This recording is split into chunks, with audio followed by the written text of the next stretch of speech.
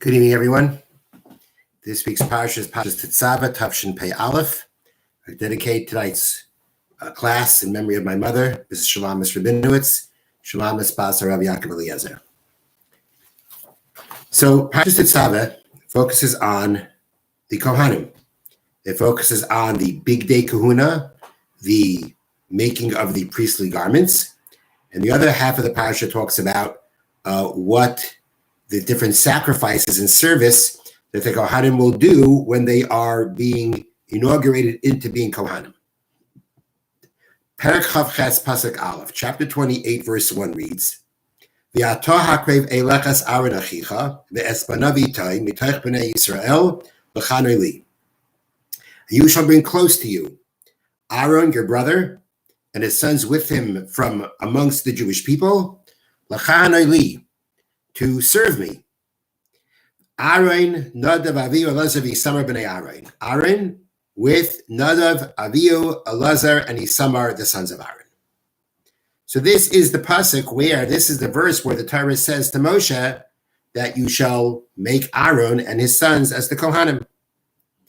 So on this pasuk, on this verse, the Medrash tells us something very interesting, gives us the background to Aaron, or as to why Aaron was chosen to be the Kohen. And the Medrash says that when in next week's Parsha, Parshas Kisisa, we read about the Chet Egel, the sin of the golden calf. And the Medrash says that when Moshe came down from Mount Sinai and he saw that the sin of the golden calf had taken place, he looked at Aaron and he was very, trying to find the right word. He was very unhappy with Aaron. Because as we will read in next week's Parsha, the Jewish people approached Aaron when they saw Moshe wasn't coming down from Mount Sinai. They approached Aaron and they said, Asay lanu Elohim, make for us a God, make for us a new leader. Aaron told them to bring gold. He said he's going to make it for them. So they threw it into a fire, out came the calf, and he said, tomorrow we're going to celebrate. And this is what Aaron did. And Moshe saw that's what happened. He found that that's what happened. And he considered that that Aaron was an accomplice in this sin, that he was also participating in this worshiping of the idol. Until Hashem said to Moshe that I know what Aaron's intent was. Aaron's intent in doing what he did, in telling them that, you want a God, I'm a Kohen, or basically as a firstborn, he was doing the service. Bring it to me, I'll take care of it, I'll do the service with it. He basically told the people, I'll take care of it. Why did he do it? So Hashem said, I know why Aaron did, not because he was a believer in the Egel and the golden calf, but because of the fact that he was trying to stall the Jewish people. He was hoping that by taking over this process, he could drag it out enough that by the time that before the Jewish people will actually worship the idol, Moshe will come down, because he understood that the Jewish people had basically, lost it because they didn't see Moshe coming down. They thought Moshe was gone. He knew Moshe was eventually going to come down. And he knew once Moshe was going to come down, that they'd come back to themselves. But he needed time. He needed to stall for time. So by taking over the process of the making and the serving of the golden calf, he was hoping that this would stall the Jewish people by the time Moshe came. And unfortunately, that's not what happened. But Hashem says to Moshe, that was Aaron's intent. I know that was Aaron's intent.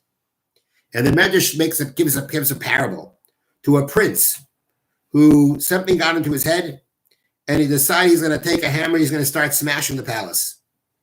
So the Medrash says his pedagogue, his teacher, the one who took care of him, said, don't work yourself. I'll do it for you. So he takes the hammer, he takes the sledgehammer, and he's about to go in and smash the palace. The king shows up. He sees his servant, the teacher of the student, ready to smash the palace. And he seems like he caught him red-handed. But the king says, I overheard what happened. I saw what happened.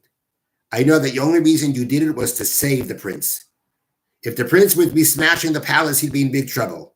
You decided you'll try to save him, and you'll take the blame. And because of that, I make you the person in charge of my palace. Hashem said to Moshe, I know why Aaron did what he did. I knew he did it in order to save the Jewish people. He wanted to save them from sin. And because of that, I will now make him the one in charge of the sacrifices that atone for the Jewish people. So that's the background. The Medrash is telling us, why was Aaron chosen to be the Kohen? Because of that episode, which would imply that, this week's Parsha is coming after that. We won't get into that. That's what the Medrash says. So it seems that Aaron is being rewarded for what he did. But there's a big problem, because what Aaron did by the golden calf was wrong. He wasn't allowed to do that. He wasn't even allowed to give the impression that he is going along with worshiping the idol. He wasn't permitted to do that. He had a reason why he did it. He had a good intention for doing it. It wasn't allowed. It was wrong for him to do that. And we see that because in Devarim, in the book of Devarim, book of Deuteronomy, in Parshas Eikev, when Moshe is repeating to the Jewish people before his demise the story of the sin of the golden calf, Moshe Rabbeinu says, this is Perek Tes Pasuk Chav, chapter 9, verse 20 in Devarim, Parshas Eikev to be exact. And Hashem became extremely angry at Aaron to destroy him, which Rashi says means all his sons should have died. And I prayed on Aaron's behalf at that time, which Rashi says means I was able to spare two of his sons. So Hashem was angry enough at Aaron for what he did to destroy him, destroy his family. That's because Aaron wasn't right in what he did. He wasn't allowed to be participating in any manner in which he showed that he was participating in idol worship. And it was wrong enough that he should have been severely punished if not for Moshe Rabbeinu's prayers. That means what Aaron did here was wrong. So why is he being rewarded? So he had good intentions, but what he did was wrong. There's another similar paradox. And for this, we have to go back to the beginning of the book of Shemos, at the story of the burning bush, when Moshe sees the burning bush. And it says there that Moshe, when he came to the burning bush and Hashem and God was speaking to him from the bush, it says, Vayaster Moshe panav. Moshe hid his face. He didn't look at the bush. Omar, Moshe said, the God of my father is here, and I shouldn't hide my face. Moshe Rabbeinu felt that the proper respect to Hashem was not to peer at the fire. However, the Medrash brings one opinion that says that Moshe Rabbeinu did not do the proper thing by hiding his face, because if he wouldn't have hidden his face, the vision, the revelation that Moshe would have had was a revelation in which he would have seen everything. Hashem was ready to reveal to him everything.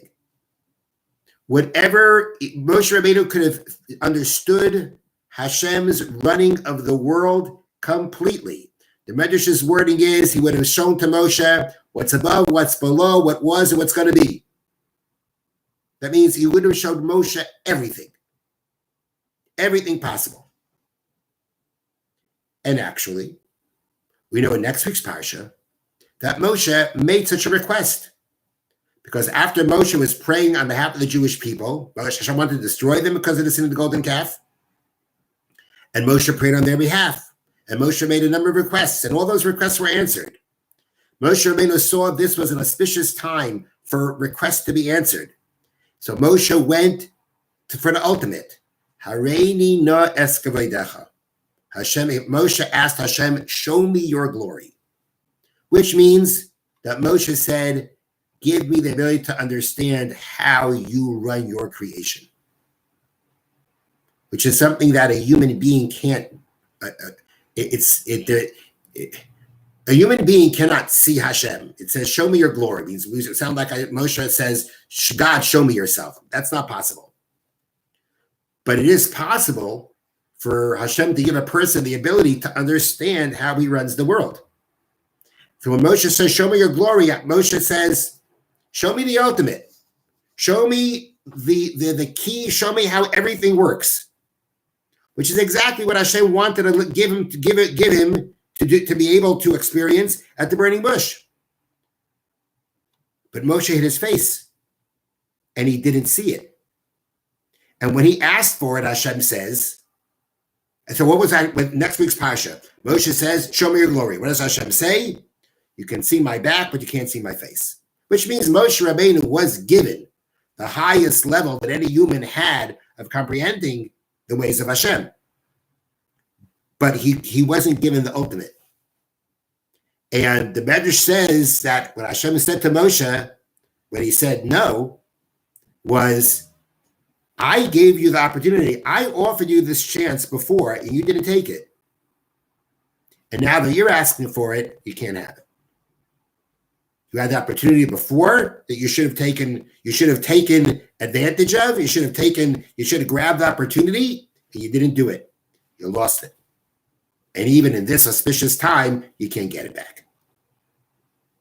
And therefore, the Medrash says Moshe did the wrong thing by hiding his face. He shouldn't have. Sure, his intentions were good, but there are times where a person has to realize, Moshe should have realized that now, as much as you're trying to be respectful, you have a chance here to experience the ultimate. And Hashem is offering it to you. You should have realized that. And he lost out on it. So as the Medrash says, Moshe didn't do the proper thing by hiding his face.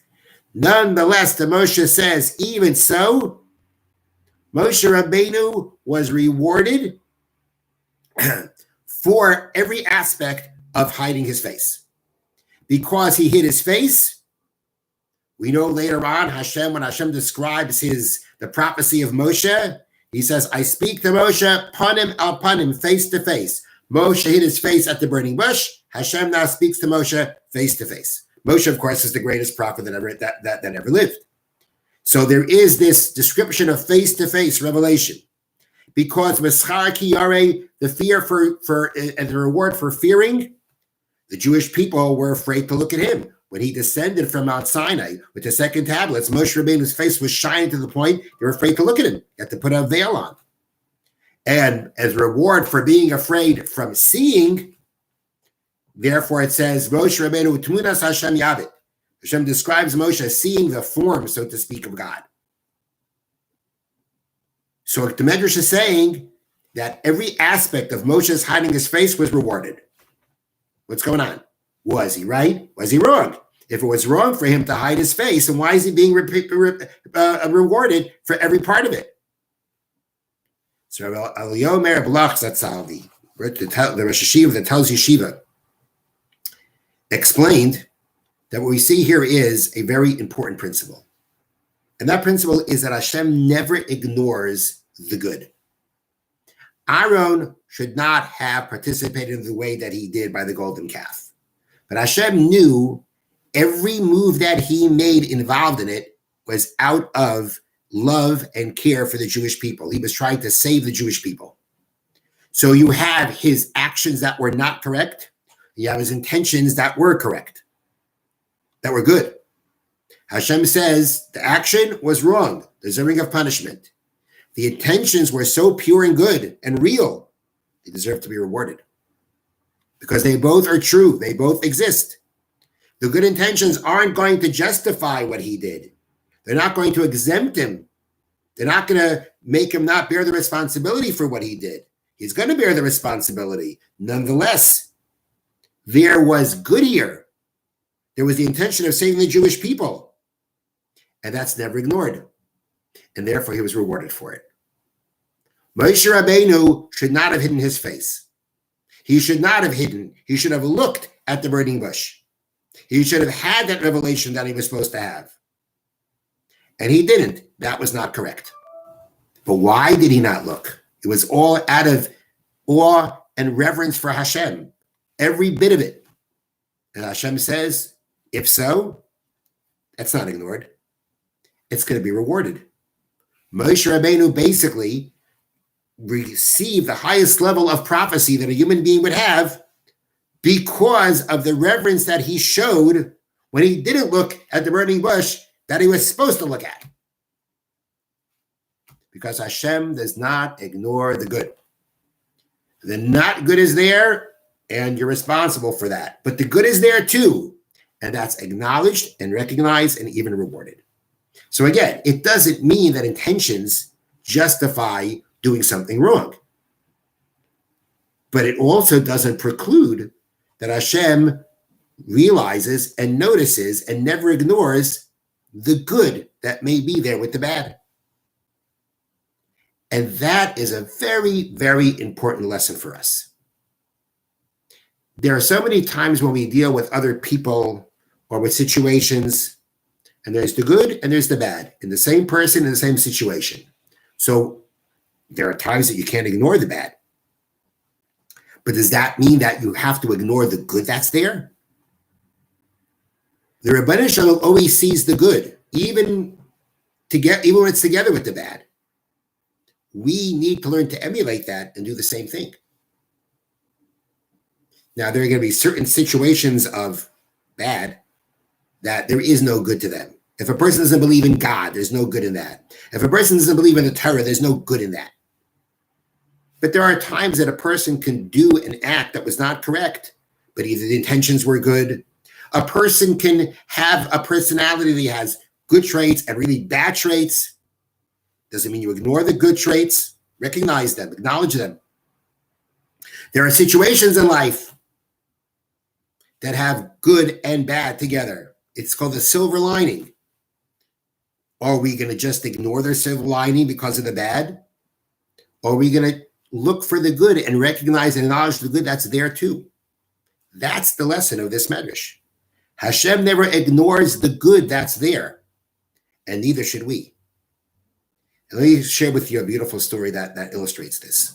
It's kind of a hard story to swallow, but it definitely illustrates this.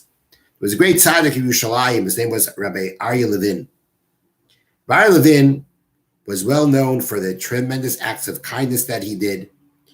He used to visit prisoners in jail every Shabbos. He did it during the British Mandate. He did it afterwards.